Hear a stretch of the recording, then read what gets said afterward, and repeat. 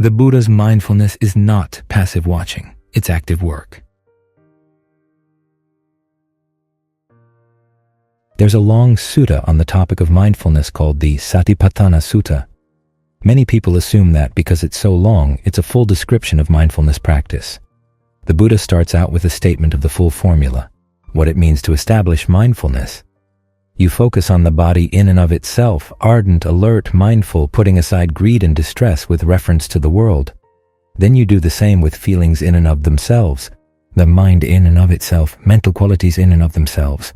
But then when the Buddha discusses the formula, he doesn't explain the whole thing. He explains only one part, what it means to be focused on one of those four things in and of themselves. That's it. He doesn't explain what mindfulness means. He doesn't explain what alertness and ardency mean. He doesn't discuss putting aside greed and distress with reference to the world. So he's obviously not giving a full description. Even that partial description is quite long, which may have taxed the memory of his monks. Think about what it was like to give a Dhamma talk back in those days. There were no recordings. You couldn't go back and listen to them a second time, a third time. For some people, this was their one chance to hear the Dhamma. So the Buddha would give them only what they could digest. So that night, all that the people could digest was what it means to be focused on something in and of itself. As for the rest of the formula, there are other places in the canon where the Buddha explains them.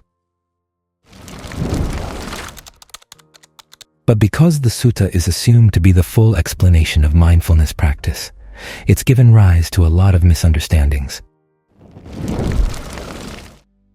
In some cases, it sounds like you're simply aware of what happens, and you make a note. There's this kind of feeling. There's that kind of feeling. There's this kind of mind state. There's that kind of mind state. And you stop there. But in other places, where the Buddha explains what it means to be alert and what it means to be ardent, it's something quite different. When you're ardent, if anything unskillful comes up in the mind, you try to get rid of it. As for skillful things that are not there yet, you try to give rise to them. And when they are there, you try to maintain them in such a way that you don't allow new, unskillful things to arise. So, there's a lot of activity involved, a lot more than is usually assumed. As with the qualities of alertness and ardency, you're alert to what's happening. You're keeping watch over yourself so that you can then remember what to do. You recognize what's there. That's what mindfulness does. Say, for instance, that sensual desire comes up. You recognize that it's sensual desire. That's the task of mindfulness. Then it also reminds you what to do with it. Sensual desire is something to be abandoned. Then with the ardency, you actually do the abandoning. Ardency here is basically the same as right effort. Now, how you go about abandoning it is going to depend on lots of things. Sometimes you just look at something and it goes away. Other times you look at it and it stares right back. It's not going to go away easily. So you have to think of ways to understand how it got there, why you're attracted to it, what its drawbacks are, so that you can finally let it go. When you see that the drawbacks outweigh the allure, you don't have to tell the mind to let go. It lets go on its own. But getting it to see these things requires a certain amount of effort. There's a lot to be done, as when you're sitting here right now. You're focused on the breath for a couple of breaths, and then something else comes up. You look into it, and it sucks you in. Suddenly, you're not with the breath anymore. You're someplace else, especially if the breath hasn't yet become very comfortable. When there's nothing particularly appealing to it, the mind very easily slips off. Sometimes it takes quite a while before you realize that you've slipped off. Then you might decide, well, as long as I've slipped off here, I might as well complete the thought. That takes a while longer. Then you come back. That's a case where your alertness and your ardency are still weak. Ideally, as soon as a distracting thought comes up, you want to be aware. A distracting thought has come. Then you remember that you're not going to go there. You're going to stay with the breath.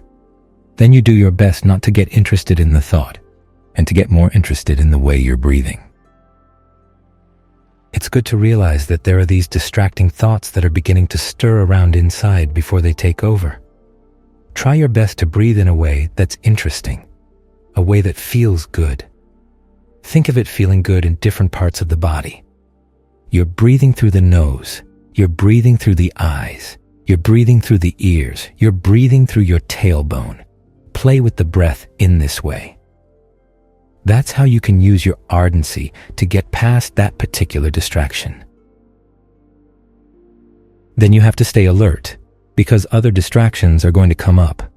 Your ardency, as it improves, can get quicker and quicker, realizing what's happening until you detect, even before the distraction has taken over, that you can begin to see it stirring inside. So you remember what to do. Make the breath more interesting. The important thing is that you're keeping watch, and you're also remembering that you have tools you can use. That's because the purpose of mindfulness is not just to be with whatever comes up. The purpose of mindfulness is to get the mind into concentration, to stay with one topic, say the breath in and of itself, until you're thoroughly immersed in it. There's a sense of pleasure that comes from it, a sense of fullness, and you can allow that pleasure and fullness to spread through the body, so that it seems to run along the nerves and along the blood vessels. It feels really good. You can think of it going out the pores, all the pores of the skin, all around the body. Then you've got something you want to protect. That becomes the duty of mindfulness at that point, to remember how to protect this. Alertness keeps watch.